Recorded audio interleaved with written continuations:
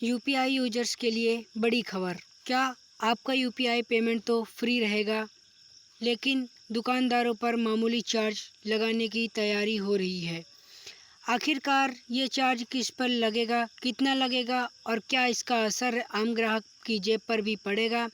आइए जानते हैं पूरी डिटेल से इस वीडियो के माध्यम से। वीडियो शुरू करने से पहले अगर आप सभी लोग हमारे चैनल पर नए हैं तो हमारे चैनल को सब्सक्राइब कर लेना, वीडियो को लाइक कर लेना, एक प्यारा सा कमेंट ज़रूर करना, ठीक है। तो चलिए वीडियो शुरू करते हैं। आखिरकार देखा जाए कि समाचार क्या है, तो आम लोगों के लिए यह यूपीआई सुविधा बिल्कुल मुफ्त रहेगी। साथ ही साथ जो व्यापारियों को यूपीआई लेन देन पर एक छोटा शुल्क देना होगा।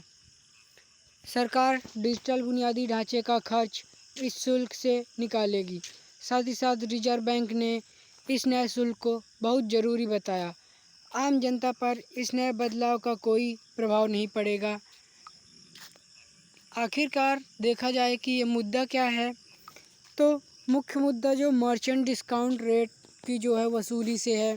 साथ ही साथ जो बैंक यूपीआई ढांचे की लागत को वापस पाना चाहते हैं और व्यापारी मानते हैं कि शुल्क से उनका मुनाफा घटेगा। साथ ही साथ सरकार अब बैंकों और व्यापारियों के बीच एक संतुलन बनाएगी। जो नियम आए बिना इस बड़े नेटवर्क को चलाना मुश्किल है। आखिरकार देखें कि खबर किससे संबंधित है, तो यह खबर रिजर्व बैंक ऑफ राष्ट्रीय भुगतान निगम जो एनपीसीआई से है। साथ ही साथ यह मुद्दा देश के लाखों छोटे बड़े व्यापारियों का है। आखिरकार जो रोज़ाना यूपीआई का प्रयोग करने वाले करोड़ों आम नागरिक भी हैं। नेटवर्क को संभालने वाले सभी बैंक भी जो है इससे सीधे जुड़े।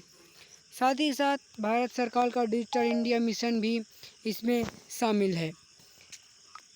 आखिर पहले क्या था, अतीत देख लेते हैं इसका। तो पहले यूपीआई पर किसी भी प्रकार का शुल्क नहीं था। साथ ही साथ सरकार ने डिजिटल भुगतान जो बढ़ाने हेतु इसे बिल्कुल मुफ्त रखा। शुरुआत में बैंक अपनी लागत पर इसे चलाते रहे हैं। सेवा मुक्त होने से दुकानदारों ने इसे तेज़ी से अपनाया है। साथ ही साथ शून्य शुल्क नीति ने देश में नगद लेन देन का काम किया है। आखिर अब क्या है वर्तमान में इसकी स्थिति, तो सरकार अब व्यापारियों पर एक बहुत मामूली शुल्क लगा सकती है। देखा जाए कि इसमें यह नया शुल्क केवल बड़े व्यापारिक लेन देन पर ही लगेगा, यानी जो छोटे मोटे उद्योग हैं उन पर नहीं लगेगा। आम ग्राहकों से भुगतान के समय अतिरिक्त पैसा नहीं कटेगा। रिजर्व बैंक इस अहम विषय पर नई नीति बना रहा है। साथ ही साथ यह भी देख सकते हैं कि जो बैंकों को इससे अपनी जो ढांचागत लागत है उसे निकालने का एक मौका मिलेगा। आखिरकार इसमें देखें कि जो यूपीआई का इतिहास क्या रहा है, तो भारत में यूपीआई प्रणाली वर्ष 2016 में आई। पहले लोग सिर्फ नकद या डेबिट कार्ड का उपयोग करते थे। नोटबंदी के समय इस डिजिटल प्रणाली ने तेज़ रफ्तार पकड़ी।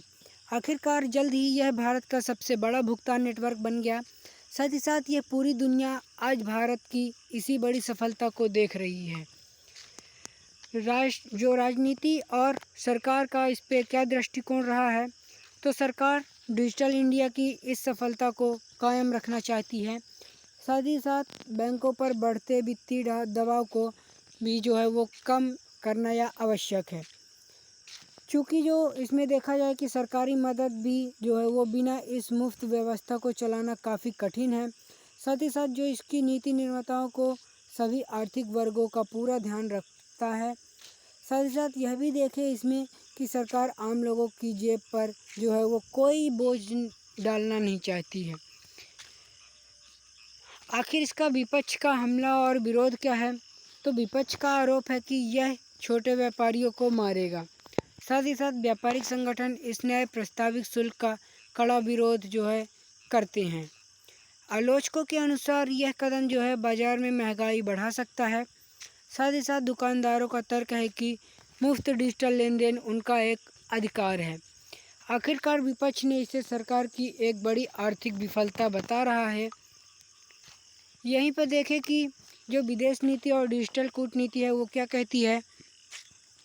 तो यहाँ पे देखें कि जो भारत अपनी इस बेहतरीन तकनीक को अन्य देश भेज रहा है, जैसे फ्रांस हो गया, सिंगापुर हो गया, या अन्य देश में भारत जो अपनी ये बेहतरीन तकनीक है उसको भेज रहा है। साथ ही साथ सिंगापुर और फ्रांस जैसे कई विकसित देशों ने इसे अपनाया है। इसका जो स्थायी मॉडल बनने से वैश्विक स्तर पर इसे बेचना जो है वो आसान होगा। साथ ही साथ दूसरे देश भी भारत से इस वित्तीय मॉडल को अपनाएंगे और भारत जो है डिजिटल कूटनीति के जरिए दुनिया में अपना प्रभाव जो है वो आगे बढ़ाएगा। जो इसमें जियो पॉलिटिक्स भू राजनीतिक पर इसका क्या प्रभाव पड़ता है, तो देखा जाए कि जो यूपीआई अब वीज़ा तथा मास्टर कार्ड जैसी बड़ी कंपनियों को हराएगा। साथ ही साथ भारत डिजिटल भुगतान के वैश्विक बाजार में बड़ा खिलाड़ी बना है।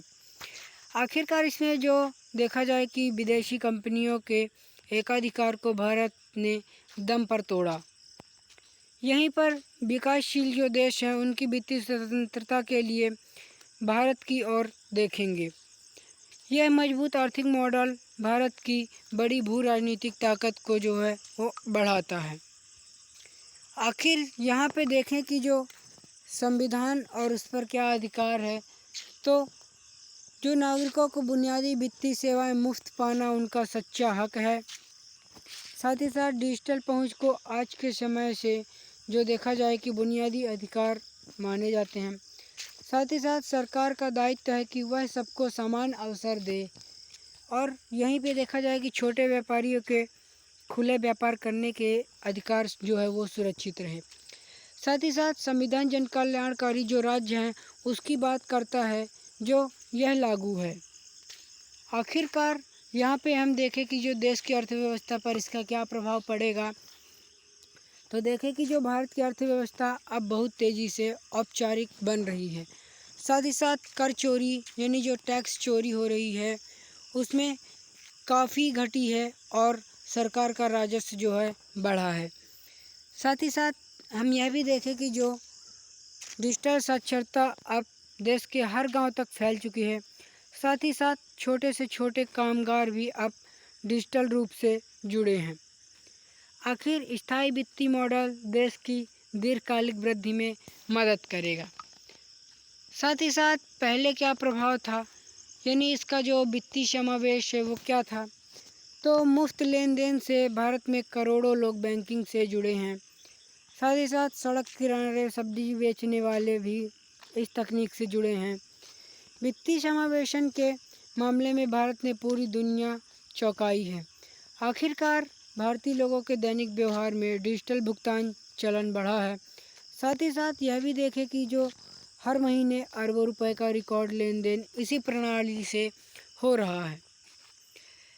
देखें कि आगे का इस पर क्या प्रभाव पड़ेगा, यानी भविष्य की नज़रिया से देखें तो इस पर व्यापारी अब अपने खर्चे कम करने के नए तरीके खोजेंगे।